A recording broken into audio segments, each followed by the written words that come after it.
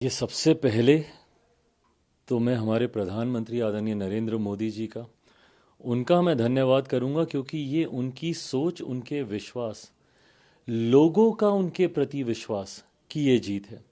ये वो मोदी की गारंटी है जिस पे दिल्ली की जनता ने एक लंबे समय के बाद पुनः विश्वास करने का कार्य किया।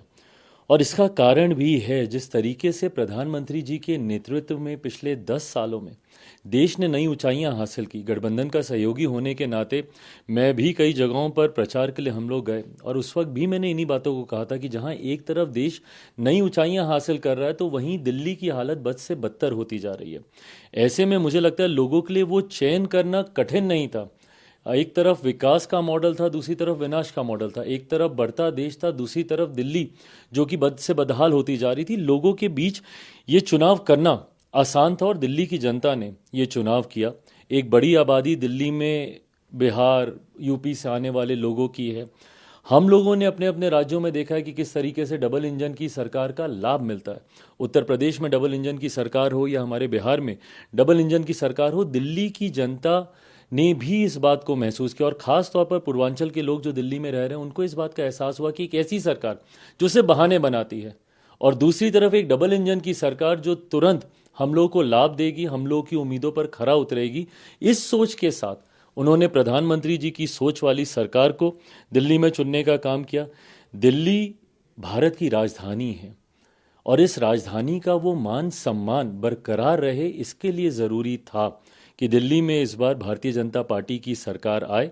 मैं दिल्ली की जनता का खास तौर पर धन्यवाद दूंगा कि उन्होंने एक सही सोच वाली सरकार को चुनने का काम किया।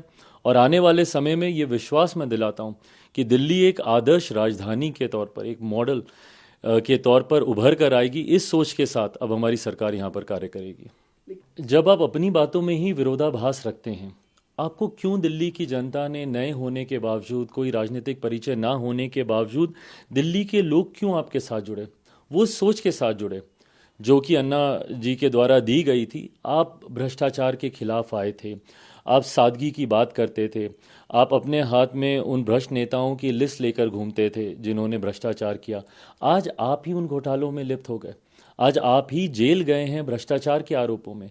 भले वो शराब घोटाला हो, बस की खरीदी में होने वाला घोटाला हो, क्लिनिक्स में होने वाला घोटाला हो, अलग अलग विभागों में होने वाला घोटाला हो, आज उंगलियां आपके ऊपर उठने लग गई। जिस सादगी का आप परिचय देते थे, खुद आपने अपने लिए शीश महल बना लिया। दिल्ली में वही शीला दीक्षित जी उस वक्त होती थी जिनके आप एसी तक गिनने का काम करते थे, और आज अपने अपने आपने अपने लिए किस तरीके का शीश महल खड़ा किया, किस तरीके का आपने सिक्योरिटी कवर लिया, गाड़ियों के काफिले के साथ आप घूमने लग गए। कीजिए, दिक्कत नहीं थी, बट आपने कसम खाई थी कि मैं ये सब नहीं करूंगा, 2 कमरे के ही मकान में रहूंगा। आपने तो विचारधारा तक से समझौता कर लिया।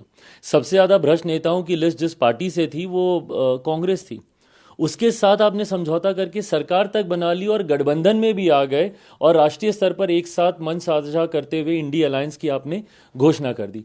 इन तमाम बातों का विरोधाभास जनता को समझ में आया, और उनको समझ में आया कि ये सिर्फ झूठ बोलने वाले, बहाने बनाने वाले भ्रष्ट नेताओं की एक टोली है जो पिछले 10 साल से दिल्ली को बर्बाद कर रही है। इसीलिए ये कोई सामान्य बात नहीं है कि कोई इतने लंबे समय तक एक प्रदेश का मुख्यमंत्री रहा हो और वो खुद तक चुनाव हार जाए। वो खुद तक चुनाव हार गए। इससे ज्यादा जनता का जनादेश और क्या होगा।